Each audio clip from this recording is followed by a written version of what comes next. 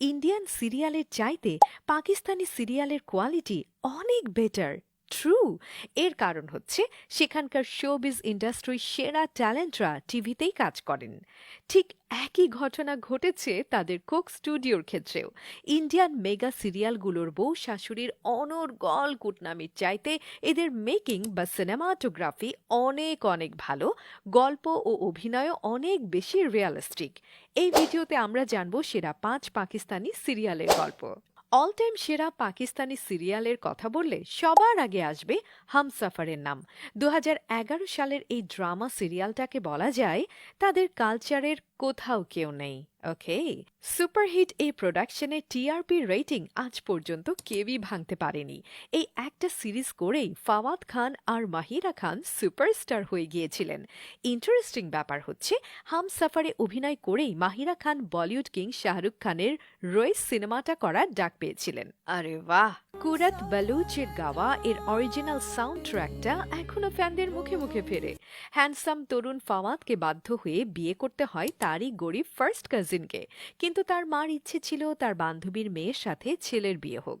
ফলে তারই ষড়যন্ত্রে ভেঙে যায় আশার আর খিরাদের স্বপ্নের সংসার। এই কাহিনীটি এতটাই হৃদয় ছোঁয়া যে পরে ইন্ডিয়াতে এটা নিয়ে একটা জনপ্রিয় মঞ্চ নাটকও তৈরি হয়েছিল। এরপর আছে ফাওয়াদ খানেরই আরেকটা মাস্টারপিস, জিন্দেগি গুলজার হ্যায়। উর্দু এই কথাটির মানে হচ্ছে জীবন একটা গোলাপের বাগান। আহা! এর আইএমডিবি রেটিং 9। শুনেই বোঝা যাচ্ছে ফ্যানদের কাছে এই রোমান্টিক গল্পটা কতটা প্রিয়। দারুণ জুটি জারুন আর কাশাফের পরিচয় হয়েছিল কলেজ লাইফে। সেখানে আবার কেউই কাউকে সহ্য করতে পারত না, কিন্তু একটা পর্যায়ে তাদের মধ্যে জন্মায় গভীর এক মিষ্টি ভালোবাসা। এরপর বিয়ে করে যমজ সন্তান জন্মাবার পর শুরু হয় বাস্তবতার কঠিন আঘাত। একটা সময়ে আলাদা হয়ে গেলেও কিভাবে হৃদয়ের টানে তারা আবার এক হয়, এটাই এই নাটকের প্লট। মজার ব্যাপার হচ্ছে নেটফ্লিক্সে আসার পর এই নাটকটা পাকিস্তানের চাইতে ভারতীয় দর্শকরা বেশি দেখেছে। সাম্প্রতিক সময়ের সেরা পাকিস্তানি সিরিয়াল হলো পারিজাদ। এতে মোট ২৯টা এপিসোড আছে। এর শেষ পর্বটি দেখে চোখের পানি ফেলেনি এমন কাউকে খুঁজে পাওয়া যাবে না। এই অসাধারণ টিভি নাটকের নায়ক হচ্ছে আহমেদ আলী আকবর, যিনি পারিজাদ নামের এক যুবকের ভূমিকায় অভিনয় করেছেন। গল্পে দেখা যায় পারিজাদ এক গরিব ঘরের পরিশ্রমী ছেলে।